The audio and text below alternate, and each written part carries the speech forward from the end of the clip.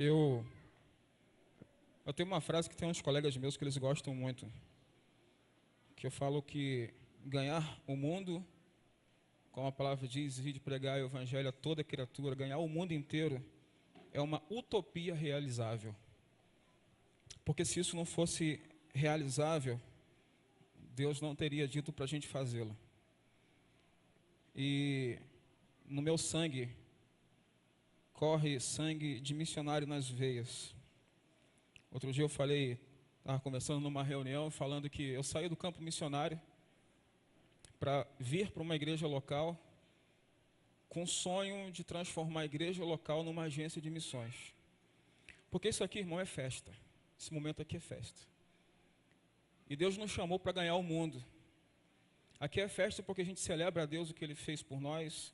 Aqui é festa porque a gente celebra a Deus pelo que Ele vai fazer por nós. Aqui é festa porque a gente traz os nossos familiares para apresentar ao Senhor. Aqui é festa porque a gente ouve Deus falar, mas a nossa missão é quando a gente sai daqui. E Deus nos chamou para ganhar o mundo. Isso não foi, hoje de manhã eu estava falando, isso não foi um chamado feito específico para pastores, profetas, evangelistas, mestres. Esse é um chamado para todos nós. E a gente tem um alvo na nossa igreja que é apenas 10% da cidade. Porque o alvo de Jesus é muito maior. Ele falou que era para ganhar o mundo inteiro. E o nosso alvo é 10% da cidade. Pastor, os outros 90%. Vamos orar para que Deus coloque no coração de outras igrejas que também ganhem 10%. Porque se a gente conseguir 10 igrejas que sonhem cada uma com 10%, a gente ganha a cidade inteira. Não é verdade? Então a gente tem esse sonho, essa utopia realizável de ganhar 10% da cidade de Canaã. Nós fizemos 4 anos de organização nesse ano que passou, estamos caminhando para o nosso 5º ano. Quando nós chegamos aqui, eu vou dizer uma coisa para você, irmão, o número para mim, ele não é aquilo que é fundamental. Número para mim é consequência. A palavra diz que Deus chamou para que nós dessemos muitos frutos. Muitos frutos. Ele não chamou a gente para fazer apenas alguns. E fruto é consequência de uma árvore boa. Quando a árvore é boa, ela vai dar muitos frutos.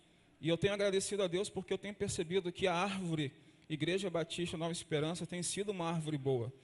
Porque a gente tinha em torno de 50 sementes há 4 anos atrás. E hoje a gente tem um número bem expressivo. E por isso que quando eu olho para a igreja eu vejo que o nosso sonho, a nossa utopia, ela é realizável. Porque Deus vai realizar isso através da vida de cada um de nós aqui. Você crê nisso? Amém. Sabe por que eu estou falando nisso? Porque hoje eu quero falar com você sobre fé. Toda vez que eu falo que nós vamos ganhar 10% da cidade, tem gente que olha para mim e fala assim, esse pastor é maluco. Talvez você que está aqui, está olhando para mim e falando assim, é maluco mesmo. Como é que vai ganhar 10% da cidade? Hoje, se a gente tiver 50 mil habitantes na cidade, que eu acho que é muito, né? Muita gente já foi embora, mas graças a Deus, muita gente que saiu daqui impactada pela nossa igreja.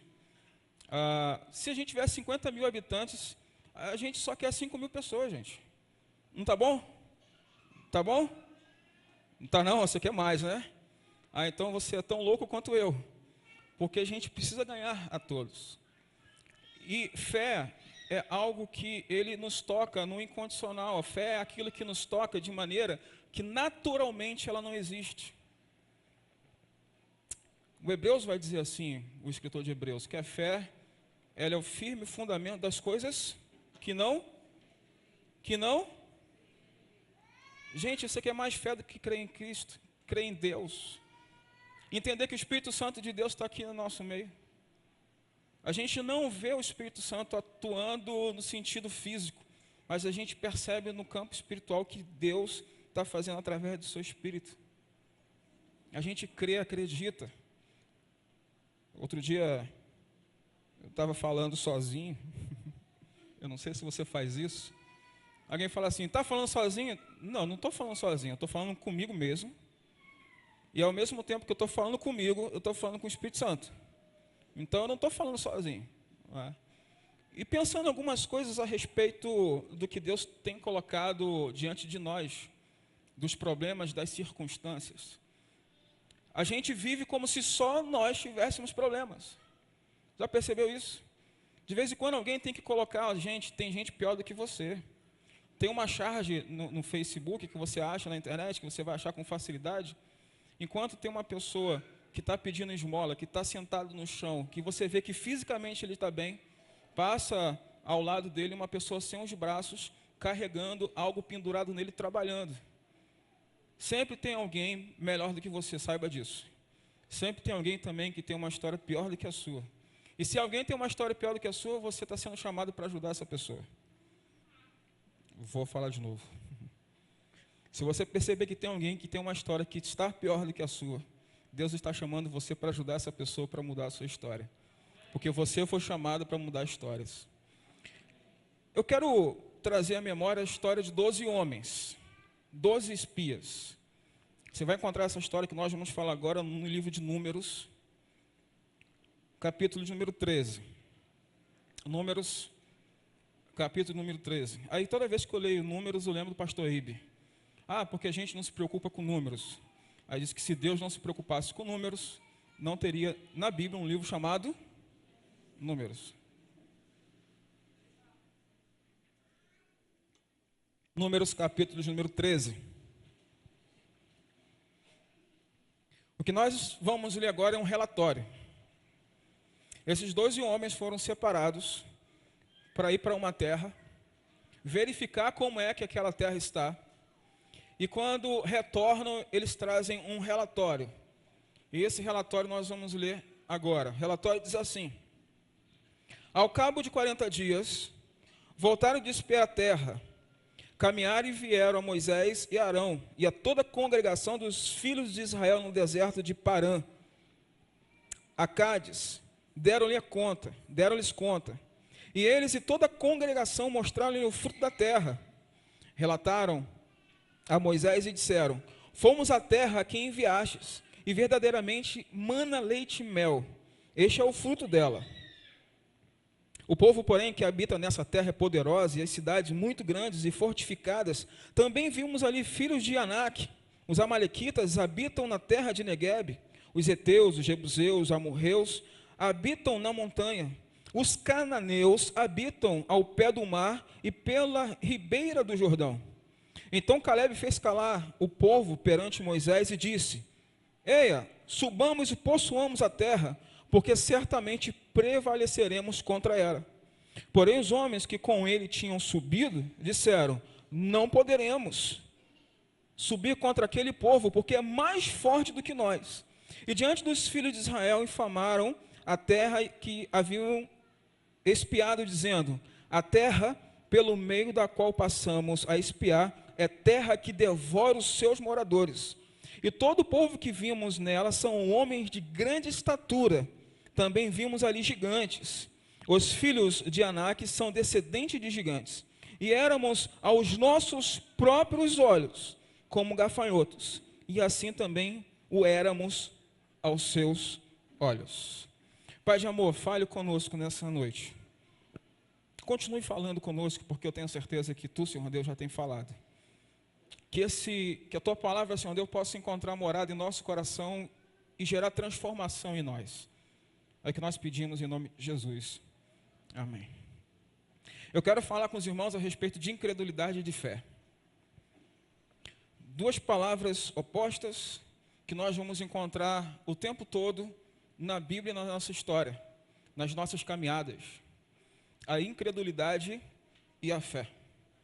Outro dia eu estava conversando com um pastor, a gente compartilhando algumas questões do ministério, e ele disse que ele estava no carro com outro pastor e disse que estava com um determinado problema. Então o outro pastor perguntou para ele: você orou? Aí ele disse: orei.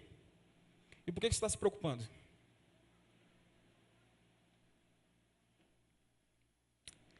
Quando esse pastor falou isso, ele não sabe, mas ele despertou alguma coisa em mim que eu comecei a pensar em tudo aquilo que eu estava orando. Porque fé é você depositar no Senhor as coisas e crer que Ele vai agir, independente de qual seja o resultado da ação de Deus. Porque Jesus, quando estava orando, Ele disse: Senhor, passe de mim esse cálice, mas não seja feita a minha vontade. A gente ora, mais ou menos usando essa frase de Jesus, como se Jesus fosse uma pessoa que vai quebrar os nossos prazeres, as nossas coisas. Senhor, eu quero uma Ferrari. Não, eu vou te dar um Fusca. Deus estraga prazer, eu estou pedindo uma Ferrari, Ele vai me dar um Fusca.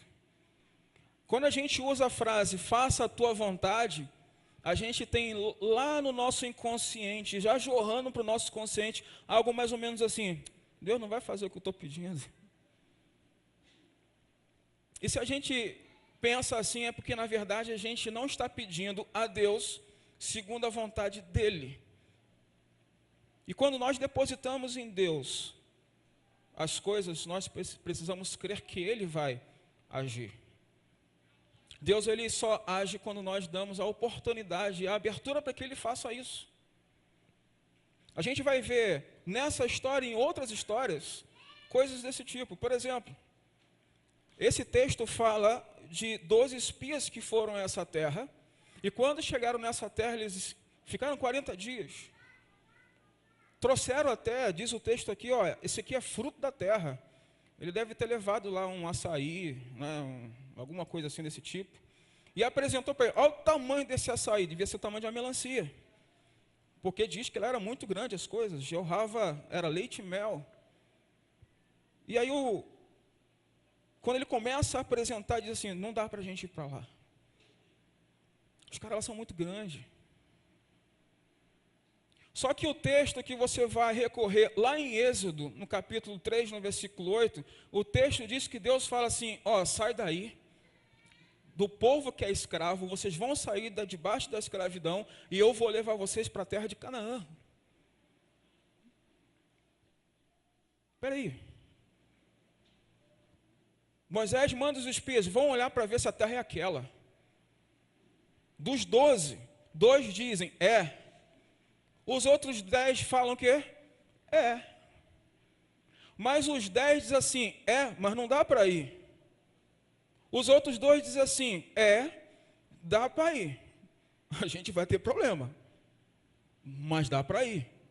E segundo o que nós entendemos por aquilo que a gente aprendeu durante o deserto, é a nossa terra e nós vamos vencer e vamos ganhar. Só que, irmãos, atitudes de incredulidade acompanham a gente, independente de quem seja. Os versículos 31 e 32 diz assim: porém os homens com que ele tinha subido disseram, não poderemos subir contra aquele povo, porque é mais forte do que nós. Primeira coisa que acontece na incredulidade, a gente não crê mais nas promessas de Deus. E deixa eu te falar, teve um momento que eu era assim. Teve um momento que eu estava duvidando das coisas. Teve um momento em que Deus teve que curar fisicamente a minha esposa para eu lembrar e acreditar novamente que Deus pode curar ainda hoje. Depois eu vou apresentar para vocês o meu pai. E aí você pode perguntar para ele depois. Ele lembra da época que eu estava começando a desacreditar nas coisas. Que nada, esses textos bíblicos aqui foram um homem que escreveu. Aí no meu inconsciente, claro, você achou que um cavalo ia escrever, Daniel? Então as coisas começaram a se afastar de mim por causa da incredulidade. A mesma coisa que aconteceu com esses 10 espias. Não vamos conseguir, ele prometeu, mas não dá não. Outra coisa que acontece quando a gente começa a se distanciar, a ter atitudes incrédulas, é ter mente curta. Irmão, a gente esquece das coisas que Deus faz com tanta facilidade. A gente esquece das respostas de oração que Deus nos dá com tanta facilidade. A gente pede a Deus, Senhor, aquela porta de emprego, você já está 1 ano lá, vai tirar as suas férias e você passou 1 ano, nem agradeceu a Deus pela porta de emprego que Ele te deu. Você ora pedindo para que Deus dê cura para você e de repente você é curado. E aí você, poxa, beleza. O médico foi bom. Médico. A gente, Senhor, eu preciso resolver meu problema. E aí Deus intervém na sua história, muda a sua história. E a gente não tem um coração grato diante de Deus pelos benefícios que Ele tem nos feito. A gente esquece. Mas nós conseguimos lembrar com muita facilidade tudo aquilo que é negativo. Tudo aquilo que tem acontecido. Se eu falar para você assim, lembre da melhor professora que você já teve. Irmão, você vai lembrar de um monte de coisa. Não? Aquela professora puxava a orelha, aquela professora fazia isso, não é? Aí você fica assim, quem é a minha melhor professora? Se eu falar para você assim, qual é o seu pior momento da sua história? Você não é tempo, é rápido, papuf, foi. Agora você fala assim, qual foi o melhor momento da sua história, o momento melhor de gratidão? Aí você fica assim, porque a gente é um povo de mente curta. Por isso que no texto vai dizer assim, inculca na mente do teu filho aquilo que Deus fez. A gente precisa inculcar, que é colocar na cuca. Quem lembra daquele sítio do Capão Amarelo? Não é aquele animalzinho, cuca é na cabeça, inculcar, colocar na cabeça os desígnios do Senhor, para eu poder lembrar. Nós temos 5 livros que são destinados a Moisés: Gênesis, Êxodo, Levíticos, Números e... Você sabe que o livro de Deuteronômio é um livro para poder relembrar aquilo que foi falado nos outros? Sabe por quê? Porque nós temos mente curta.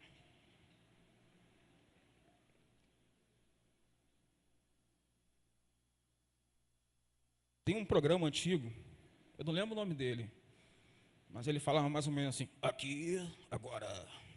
Lembra disso? Você que riu deve ter uns 45 anos para cima, né? Porque esse negócio é antigo. Ó. O incrédulo vive no aqui e agora. O incrédulo fala assim, não podemos subir. Não lembra da promessa que é para o futuro.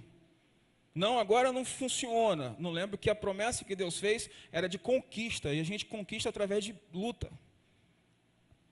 Ah, uma brincadeira aqui, séria. Quem quer ter vitória aqui? Diz amém. Você está preparado para a guerra? Porque só existe vitória se tiver luta. Ganhar de WO não tem graça. Só temos vitória se nós tivermos luta. Uma outra questão que acontece em atitudes de quem não crê, que está se tornando incrédulo, é que o incrédulo ele contagia as pessoas. Aí tem uma expressão que o pessoal fala assim, bem-uns a Deus, não é? O incrédulo, ele contagia as pessoas. É como se fosse aquela maçã podre no meio das outras maçãs, que quando ele começa a apodrecer, ele vai apodrecendo todo mundo que está perto. E, gente, ficar perto de incrédulo, eu tenho uma dificuldade grande, porque assim, eu fico olhando, não vai dar certo, não vai. Vai dar certo, não vai. Aí eu lembro de um filósofo que falava assim para mim, toda vez que você diz que você não pode, antes de lutar, você já perdeu a guerra. Depois eu apresento para você o filósofo, o nome dele é Manuel.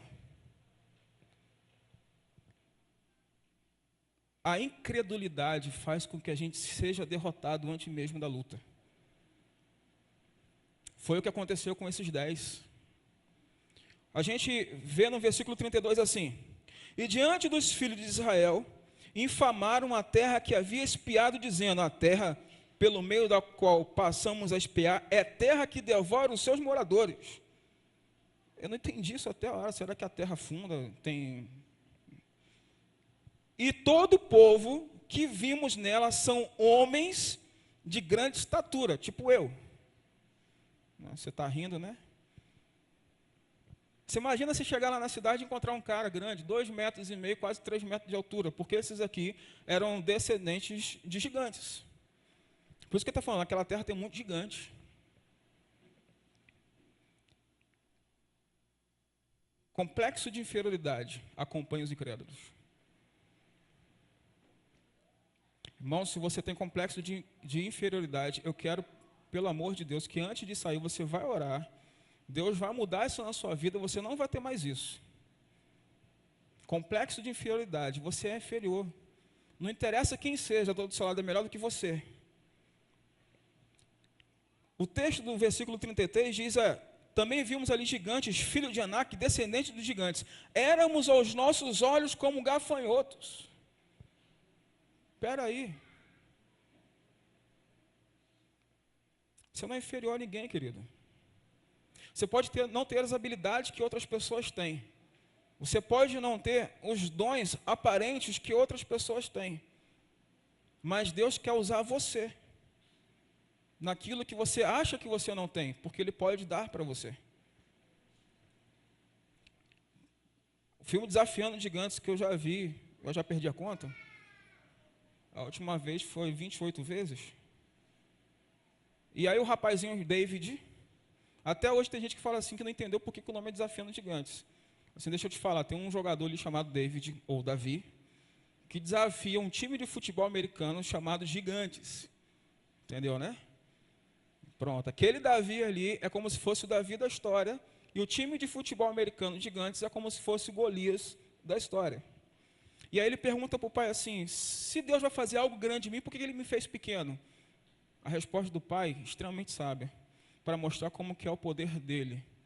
Porque Ele pode fazer com que pequenos, nas suas mãos, sejam grandes.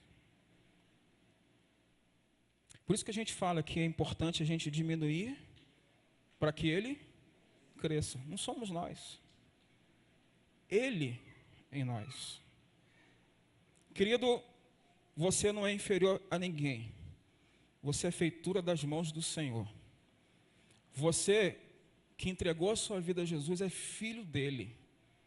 Não se sinta inferior em nada. Eu já ouvi gente falar assim, eu sou burro. Não, burro é um outro animal. Você é filho de Deus. Pastor, eu não sirvo para nada. Serve sim. Até aquele negócio do posto chamado João Bobo, né? Serve para alguma coisa. Imagine você, que é a coroa da criação. Não se sinta inferior. Deus tem algo para fazer na sua vida. E tudo que Deus faz é grande. Porque o nosso Deus é grande. Na parte da incredulidade, eu quero lembrar esse povo do Egito, que é igual a mim e a você. O povo do Egito está lá, sai, vamos ser livre. Chega diante do marzão. Ixi, como é que eu vou passar esse mar? Não tem navio. Olha para o lado de cá, deserto. Olha para o lado de cá, montanha. Aí o que vem atrás? Os carros, soldados do faraó. Aí alguém grita, Moisés, deu errado. Moisés olha, se era para morrer aqui, a gente morria lá. O povo começa a murmurar. O que a gente faz? Diga ao povo que marche. Estou esperando o quê? Um monte de crente bully, crente de pouca fé. Ande, vá, caminhe, marche. O mar se abre. Chega lá na frente, faltou água potável. Se era para a gente morrer aqui, era melhor o quê? Morrer lá no Egito. Aí ele vai lá, fere a rocha e sai água potável. Lá na frente, eu estou cansado, Moisés, só de comer só carboidrato, só pão, só maná que desce do céu. Cadê as proteínas? Né? O pessoal da academia, eu preciso de umas proteínas para ficar melhor. Ô Senhor, aí Deus manda codorna, irmão, codorna que vai na canela. O pessoal começa, na tradução do Daniel, para ficar mais fácil de entender, foi codorna que saiu pelas orelhas.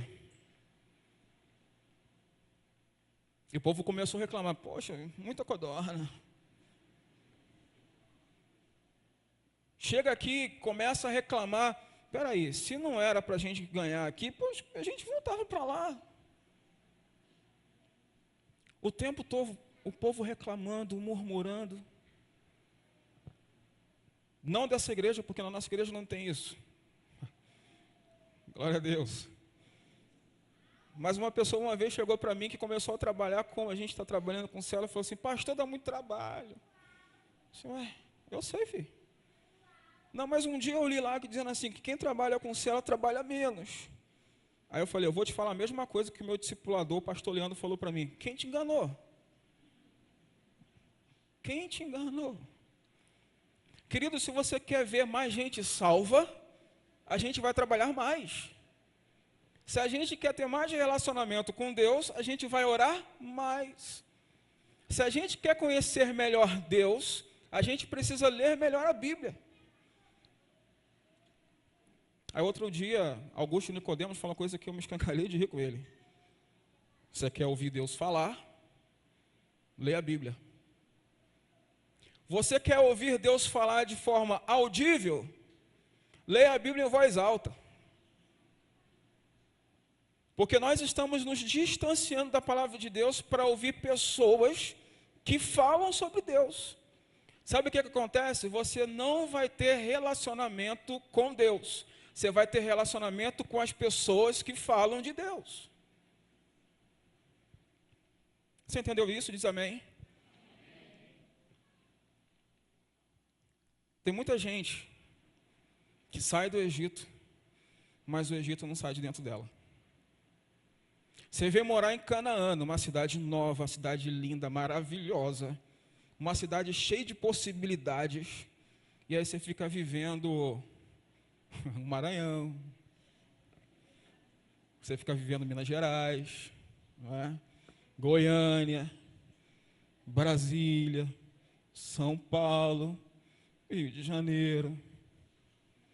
Você veio para Canaã, mas o Egito não saiu de você. Deixa eu abrir um parênteses aqui. Nós só vamos ganhar a cidade de Canaã se você amar a cidade. Porque enquanto você estiver vivendo no Egito, você nunca vai ter os seus olhos na cidade de Canaã. Enquanto você estiver vivendo no Egito, você vai falar assim, precisamos trabalhar com missões nacionais e mundiais. Lindo. E missões locais. Não, pastor, porque tem muita gente precisando lá. Querido, tem muita gente precisando aqui. Quando eu falei para o meu pastor Eduardo, pastor, eu vou para o seminário. Ele olhou para mim e fez assim, poxa, muito bom, Daniel. Primeira pergunta que ele fez, o que você está fazendo aqui? Eu pensei assim, ó, o que eu estou fazendo aqui no gabinete? Eu estou conversando com o senhor, né? Pensei, né? Estou falando para o senhor que eu vou para o seminário, eu fui chamado, aquele negócio todo. Depois eu fui entender o que ele estava dizendo. Daniel, você vai para o seminário, depois do seminário você vai pastorear, e depois, mas para você chegar lá, o que você está fazendo aqui? Coloquei alvo para 2018, vou emagrecer 20 quilos, amém? Não, tem gente que se emagrecer 20 quilos some, estou falando de mim, né? Já foi 11, falta só 20. Aí você vai falar assim, não, eu vou emagrecer até o final do ano, pastor, 12 quilos. Poxa, o alvo então o seu é 1 quilo por mês. É. Aí quando você chega em novembro, você quer perder os 11. Você se identificou, não foi? Não sei porquê. O que eu quero dizer é que muitas das vezes a gente planeja e deixa as coisas para lá. Ah, Deus me chamou para ser pastor. O que você está fazendo agora? Deus não chamou para ganhar a cidade de Canaã. Não, daqui a 10 anos. Não, é agora. Não permita que o Egito continue em você. Ame a cidade onde você está. Porque se você amar a cidade onde você está, você vai olhar para a cidade onde você está. E você vai querer o melhor para ela. Fecha o parênteses aqui, guarda isso no coração com muito amor. E vamos voltar aqui para a fé. Eu quero encerrar, dizem que esse é o melhor momento quando o pastor assim, vai encerrar. 2 Timóteo, capítulo 1, versículo 2, tem um texto que ela virou música. Porque eu sei que tenho crido, estou bem certo, que é poderoso para guardar. Isso. Irmão, né, a gente tem que cantar essa música de novo, né?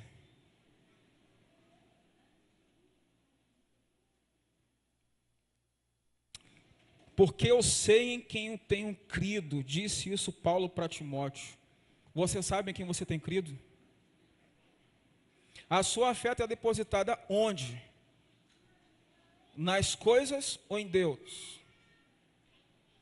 A sua fé está depositada nos milagres de Deus ou no Deus dos milagres? Por que isso? Porque deixa eu lhe contar uma coisa. O objetivo de Deus não é fazer milagres. Não, pastor? Não. O objetivo de Deus é ganhar as pessoas. Milagre, diz a Bíblia, que é sinais. Os sinais hão de acompanhar quem? Os sinais hão de acompanhar quem? Os que creem. É sinal, não é objetivo final. Por isso eu creio que Deus faz milagres como sinal, não com um fim em si. Deus veio ao mundo através de Jesus, Jesus morreu na cruz e ressuscitou, não para que tivesse milagres, mas para que tivesse pessoas salvas, transformadas pelo poder do Evangelho. A atenção tem que ser voltada para Deus e não para os sinais. A placa de trânsito é um sinal, é um símbolo, é um sinal do que vai acontecer lá na frente. E assim são os milagres. Quando eu tenho dois momentos assim sobre medo que eu acho muito interessante. Eu já contei os dois, mas eu vou contar uma delas agora. Me perdoe você que já ouviu, mas é sobre o cachorro. Alguém tem medo de cachorro aqui? Se identifica com isso? Amém? Não precisa se manifestar não, só era falar amém mesmo para a gente não. E aí eu estou correndo com meu tio, Misael. Acho que ele deve ter em torno de 5 ou 6 anos, só mais velho que eu. Irmão, eu não estava aguentando mais correr. Aí tu tá olhando para mim assim, pastor, tu correndo? Vou convidar você para correr comigo. E aí eu estou lá correndo e tal, já não aguentava mais. E meu tio, bora Dan, e eu não aguentava mais. Irmão, não sei de onde saiu. Dizem que cachorro não se mede assim, né? Se mede assim, né? Um bicho desse tamanho. Aquilo não era cachorro, não. Aquilo ali era um leão, sei lá, alguma coisa assim. Um monte de gente na rua. Ele se irmou comigo. Ele falou assim, rapaz, aquela quantidade de carne ali é boa. Né?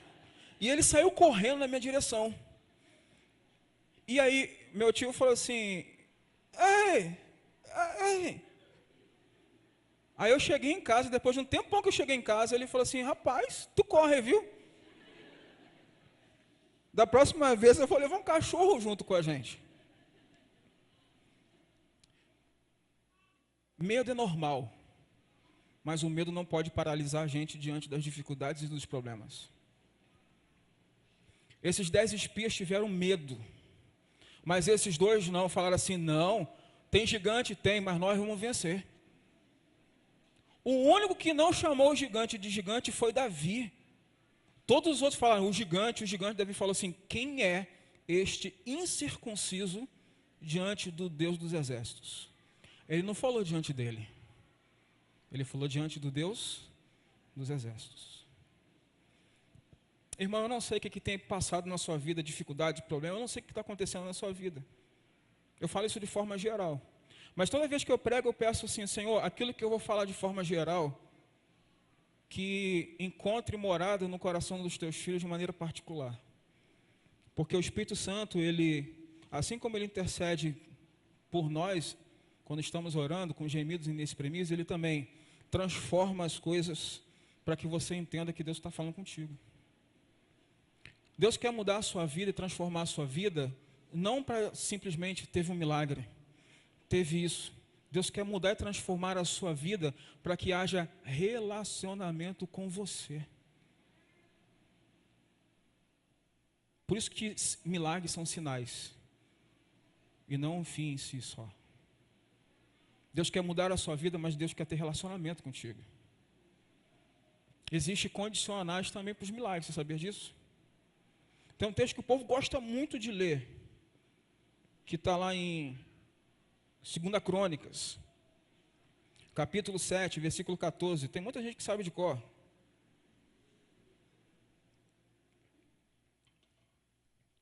O texto é assim: o meu povo, que se chama pelo meu nome, se humilhar e orar, buscar a minha face e se afastar dos seus maus caminhos, dos céus eu ouvirei, perdoarei o seu pecado e curarei ou sararei a sua terra.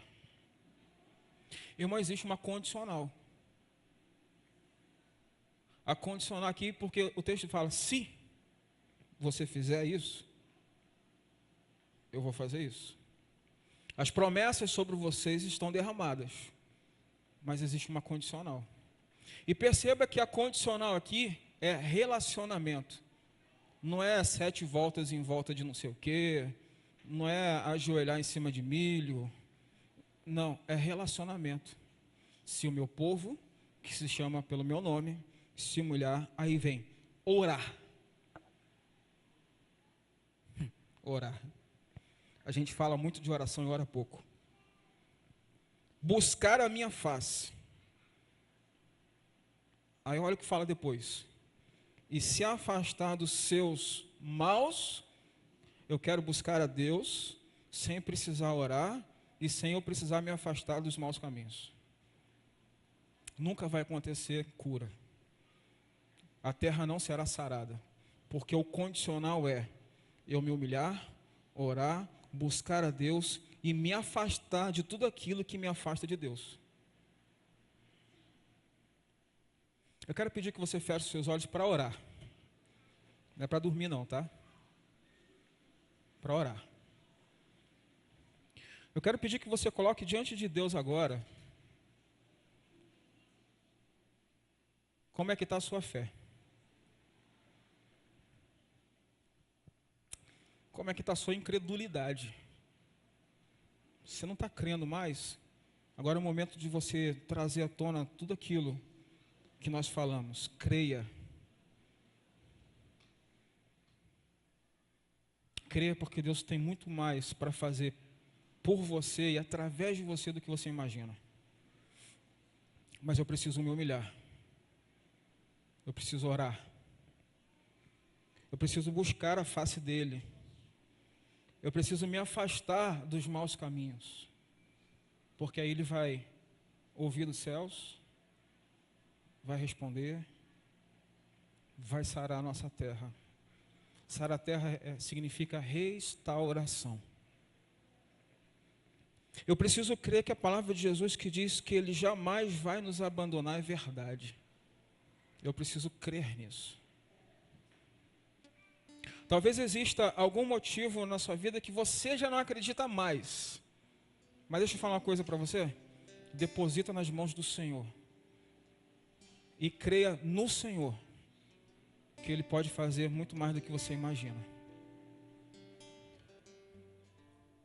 O que é eu não sei, mas você sabe. E Deus conhece o seu coração e Ele quer ouvir de você isso. Mas o texto fala, que a gente leu agora de Crônicas, de relacionamento. Crer no Senhor Jesus Cristo e será salvo. Isso é relacionamento.